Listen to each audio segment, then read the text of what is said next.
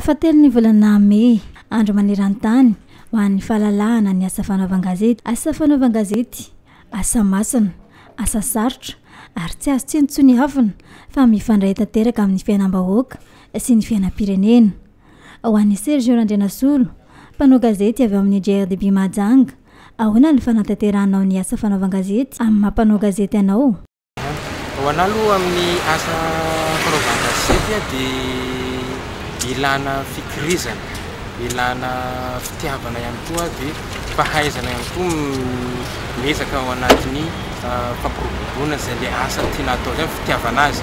Dia anisan'ny asa hoe sarotra sy mila fitandremana ilay izy dia mila ihany koa fandavatena raha resahako teo. Dia ho anahy manokana zany dia iainako anatin'ny hoe mila laozana anao manao an'ilay asa fa raha vao matsiaro mijaly na voafefy eo anatin'ilay izy dia ohatrany tsy mahatsapa manao an'ilay asa andavanandro.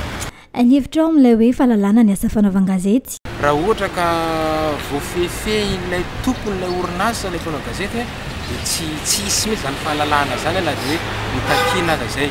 Fa amin'ny ankapobeny aloha dia fa miezaka ny rehetra mandresy lahatra matoa misy dia dahatra anankiray ity ataontsika hoe fahatsiarovana mba ho fahatsiarovana moa zany fa mba ho karazana hoe fanairana mba hisy izay fahalalana asa mpanao gazety zay dia mbola tsisy zay, mbola tsy misy zay, mbola tsy mahatsiaro malalaka tsara mpanao gazety noho ny fisiany zava-misy anantsika eto amin'ny firenena. Iasina indray mpianatra manaraka ny sampam-piovana serasera sy ny asa fanaovan-gazety eto Mahajanga.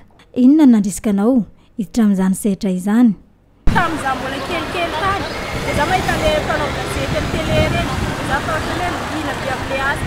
Hitanao zaho koa tsy manaraka vaovao politika dia matetika zany amin'ny gazety na amin'ny radio na amin'ny télé ahitako an'ireny.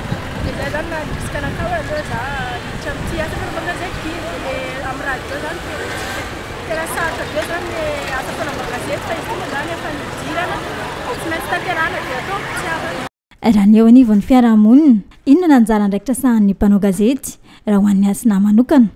Ilay rôle journaliste ny voalohany indrindra mi-informer, zany hoe mampita vaovao. Dia faharoa izy mi-éduquer, manabena amin'ny fiarahamonina rehetra taiza.